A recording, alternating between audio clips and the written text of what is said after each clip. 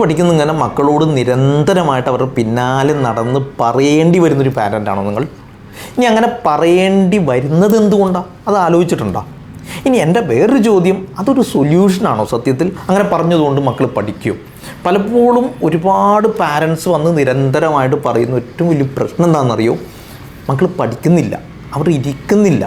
Class കഴിഞ്ഞ് വന്നു കഴിഞ്ഞാൽ പുസ്തകം തുറന്ന് നോക്കുന്നേയില്ല. മാത്രമല്ല, നമ്മളിങ്ങനെ പഠിക്കാൻ പറഞ്ഞാലോ ഭയങ്കര ദേഷ്യവും എടുത്തെറിയലും ഒക്കെയാണ്. ഇനി പഠിക്കണമെങ്കിലോ അവരിരിക്കണമെങ്കിൽ ഒരു ജാതി ഇരിപ്പാണ്. നമുക്ക് കാണുമ്പോൾ തന്നെ ദേഷ്യം പിടിക്കും. അത് ആർക്കോ വേണ്ടി പഠിക്കണമെന്ന് നമുക്ക് ബോധ്യപ്പെടും, തോന്നും നമുക്ക്. ഞാൻ കാണാൻ വേണ്ടി പഠിക്കുന്ന പോലെയാണ് അവൻ പഠിക്കുന്നതെന്ന് പല പാരൻസും പലപ്പോഴും പറഞ്ഞിട്ടുണ്ട്. എൻ്റെ ചോദ്യം എന്താണെന്ന് അറിയോ? ഈ നിരന്തരമായിട്ട് ഇങ്ങനെ പഠിക്കാൻ പറയലാണോ ഈ പ്രശ്നത്തിനുള്ളൊരു സൊല്യൂഷൻ? വലിയൊരു പ്രശ്നമാണ് അത്.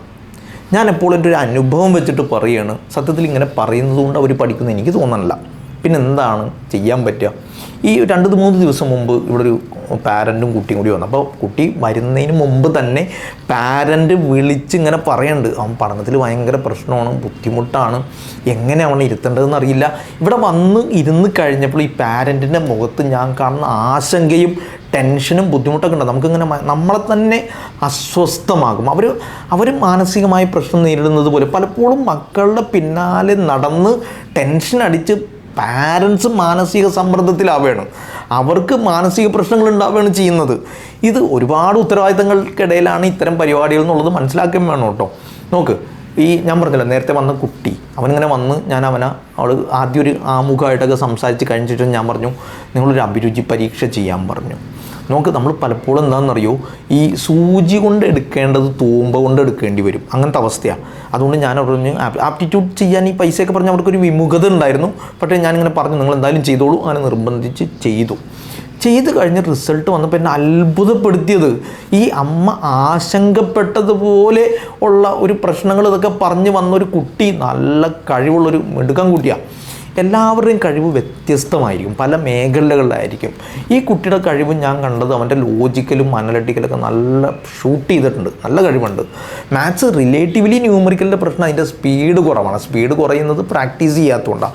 ഞാൻ അവനെ ഇരുത്തി വിശദമായി അവനോട് സംസാരിച്ചു. അവൻ്റെ സ്കില്ലുകൾ, പ്രത്യേകിച്ച് അവൻ്റെ അനലറ്റിക്കൽ സ്കില്ല് ഭയങ്കര ഹൈ ആണ്. അനലറ്റിക്കൽ സ്കില്ലുള്ള കുട്ടികളെ സംബന്ധിച്ചുള്ള അവർക്ക് പഠിക്കാൻ നല്ല കഴിവുണ്ടാവും, ബുദ്ധി ഉണ്ടാവും, ബുദ്ധിപരമായും മിടുക്കന്മാരെയും. വേറൊരു കുട്ടീനെ ഞാൻ കണ്ടത് മെക്കാനിക്കൽ ഭയങ്കര ഹൈയാണ്. അനലറ്റിക്കൽ കുറവാണെങ്കിൽ ഈ നമ്മൾ പറയില്ല ഒരു കിണപ്പ് പണികൾ, കിതാപ്പ് പണികൾ, അതൊക്കെ ആകുമ്പോൾ ഭയങ്കര ഭംഗിയായിട്ട് ചെയ്യും. അത് ഞാനങ്ങോട്ട് പറയുമ്പോഴാണ് ശരിയാണ്, ഇങ്ങനെയുണ്ട്, ശരിയാണ്. ദെൻ മാത്സിൻ്റെ കാര്യം ഞാൻ കുട്ടിയോട് പറഞ്ഞപ്പോൾ മാത്സിന് ഇങ്ങനെ ഒരു ചെറിയ പ്രശ്നമുണ്ട്, ആ പ്രശ്നം വരുന്നത് എന്തുകൊണ്ടാണെന്ന് ഞാൻ അവനെ ബോധ്യപ്പെടുത്തിയിരുന്നു, എന്തുകൊണ്ടാണ് ആ പ്രശ്നം വരുന്നത്. ദെൻ നിനക്ക് കഴിവുണ്ട്, പഠിക്കാനുള്ള ബുദ്ധിപരമായ ഇൻ്റലക്ച്വൽ കപ്പാസിറ്റി ഉണ്ട്, പക്ഷേ അത് യൂസ് ചെയ്യുന്നിടത്ത്. ഇത് മാത്രമല്ല, കഴിവുകൾ മാത്രമല്ല, എന്തൊക്കെ കോഴ്സുകൾ ചെയ്യാം. ഞാൻ അവനോട് ഇങ്ങനെ വിശദമായിട്ട് ഇന്ന കോഴ്സ് ചെയ്യാം, ഇന്ന മേഖലകളിൽ പോകാം, ഒരു 4-5 ഓപ്ഷൻ പറഞ്ഞു. ഈ 4-5 ഓപ്ഷനും അവനുള്ളിൽ കാണുന്ന സ്വപ്നം കാണുന്ന കരിയർ തന്നെയാണ്. പക്ഷേ എന്താണെന്നറിയോ, ഈ കോഴ്സുകൾ അവന് ഉള്ളിലിങ്ങനെ പലപ്പോഴും പറഞ്ഞിട്ട് പോയിട്ടുണ്ടെങ്കിലും ഇത് പറഞ്ഞാൽ വീട്ടുകാരെന്ത് പറയും, അല്ലെങ്കിൽ തന്നെ ഞാൻ പഠിക്കണില്ല, ഇനിയിപ്പോൾ ഇതും കൂടി ആകുമ്പോൾ എന്നൊക്കെ ചിന്തിക്കുന്ന, ആശങ്കപ്പെടുന്ന, ഉള്ളിൽ ഒരുപാട് ടെൻഷൻ അടിക്കുന്ന വിദ്യാർത്ഥികളുണ്ട്. ഒരു കുട്ടിയും നശിച്ചു പോട്ടെ എന്ന് വിചാരിച്ച് സ്വയം ഇത്തരം കാര്യങ്ങളിലേക്ക് പോവില്ല. മറിച്ച് സ്വന്തമായ ഒരു ബോധമില്ലാത്തടത്ത്, ലക്ഷ്യബോധമില്ലാത്തടത്ത്, ഇൻറ്റേർണലി ഒരു മോട്ടിവേഷൻ ഇല്ലാത്തടത്ത് കുട്ടി വേറെ പലതിലേക്കും വഴിമാറിപ്പോവുകയാണ്. ആ വഴിമാറിപ്പോകുന്ന നമ്മൾ പ്രശ്നത്തെയാണ് എന്ത് ചെയ്യുന്നത്, അഭിമുഖീകരിക്കുന്നത്. നമ്മൾ പ്രശ്നങ്ങളെയാണ് പർവ്വതീകരിക്കുന്നത്. അതിനെ അഡ്രസ്സ് ചെയ്യുമ്പോൾ കാരണത്തിലേക്ക് നമ്മൾ എന്ത് ചെയ്യുന്നില്ല, എത്തുന്നില്ല. ഞാൻ മനസ്സിലാക്കുന്ന ഇത്രയും നാളത്തെ ഒരു അനുഭവം വെച്ചുകൊണ്ട് 25 വർഷമായി ഞാൻ വിദ്യാർത്ഥികളോട് സംവദിക്കുന്നത്. ഈ സംവാദത്തിനിടയിൽ എനിക്ക് മനസ്സിലായത്, പലപ്പോഴും അവർ ഇൻറ്റേർണലി മോട്ടിവേറ്റഡ് അല്ല, അവരുടെ സ്കിൽസിനെ കുറിച്ച് അവർക്ക് ധാരണയില്ല, ഏത് മേഖലയാണ് അവർക്ക് നന്നാവുക, ഏത് സബ്ജക്റ്റിലാണ് അവർക്ക് കുഴപ്പമുള്ളത്, ആ സബ്ജക്റ്റ് നന്നാക്കാൻ എന്താ ചെയ്യേണ്ടത്, ഏറ്റവും ഇൻട്രസ്റ്റ് ഉള്ള ഏരിയകളും സബ്ജക്റ്റും സ്കില്ലും വെച്ചുകൊണ്ട് എന്തൊക്കെ കോഴ്സുകൾ തിരഞ്ഞെടുക്കാം, ആ കോഴ്സുകൾ ചെയ്താലുള്ള മെച്ചം എന്താണ്, അതുകൊണ്ടുണ്ടാവുന്ന റിസൾട്ട് എന്താണ്, ഒരു 5-10 കൊല്ലം കഴിഞ്ഞാൽ എന്തൊക്കെ ആവാൻ കഴിയും, എങ്ങനെയൊക്കെ ആവാൻ കഴിയും, ഒരു ചിത്രം കുട്ടിയുടെ മുമ്പിൽ കൃത്യമായിട്ട് വെച്ച് കൊടുത്ത് അത് അവന് മോട്ടിവേഷനായി മാറി അവൻ പഠനത്തിലേക്ക് സ്വയം തന്നെ ഇറങ്ങി വരുന്ന കാഴ്ചയാണ്.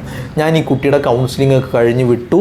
പിറ്റേ ദിവസം നമ്മൾ ഫീഡ്ബാക്ക് എടുക്കാൻ നിന്നപ്പോൾ എന്നോട് അമ്മ പറഞ്ഞത് എന്താണെന്നറിയില്ല, വളരെ കൃത്യമായിട്ടിരുന്ന് ഇപ്പോൾ പഠിക്കാനൊരു ഉത്സാഹം നമുക്ക്, അവന് വേണ്ടി അവൻ പഠിക്കുന്നുണ്ട്. നോക്ക്, വിദ്യാർത്ഥികളെ നിങ്ങൾക്ക് വേണ്ടിയല്ല പഠിപ്പിക്കേണ്ടത്, മറിച്ച് വിദ്യാർത്ഥി പഠിക്കേണ്ടത് അവർക്ക് വേണ്ടിയാണ്, അവരുടെ കരിയറിന് വേണ്ടിയാണ്, അവരുടെ സ്കില്ല് ഡെവലപ്പ് ചെയ്യാനാണ്, അവർക്ക് ഏത് സബ്ജക്റ്റാണോ ബുദ്ധിമുട്ടുള്ളത് നന്നാക്കാൻ വേണ്ടിയാണ്. ആ സബ്ജക്റ്റ് നന്നാക്കുന്നതോടുകൂടി ഇന്ന മേഖലകളിൽ അവർക്ക് എത്താൻ പറ്റുമെന്ന് അവരെ ബോധ്യപ്പെടുത്താൻ വേണ്ടി അവർ സ്വയം ബോധ്യപ്പെട്ട് പഠിക്കേണ്ടതാണ്. ഈ ഒരു ലെവലിലേക്ക് വിദ്യാർത്ഥികൾ വരുന്നില്ലെങ്കിൽ അവർ ആർക്കോ വേണ്ടി പഠിക്കും, അവർ നിങ്ങൾ കാണാൻ വേണ്ടി പഠിക്കും, അവർ വെറുതെ ഇരിക്കും പുസ്തകത്തിന് മുമ്പിൽ, പക്ഷേ ഒന്നും നടക്കുന്നുണ്ടാവില്ല.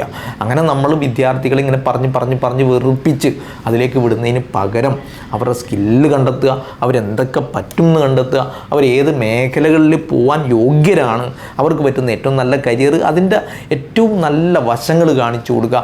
ഓപ്ഷൻസ് 1 2 3 4, ആദ്യത്തെ കിട്ടിയില്ലെങ്കിൽ രണ്ടാമത്തെ കിട്ടിയില്ലെങ്കിൽ മൂന്നാമത്തത്, അവരെവിടെയും സ്റ്റക്കാവുന്നില്ല എന്ന ബോധ്യം വന്നു കഴിഞ്ഞാൽ, പഠിച്ചാൽ ഇങ്ങനെയൊക്കെ എത്താമെന്നൊരു തോന്നൽ വന്നു കഴിഞ്ഞാൽ തീർച്ചയായും അവർ പഠനത്തിലേക്ക് തിരിച്ചു വരും.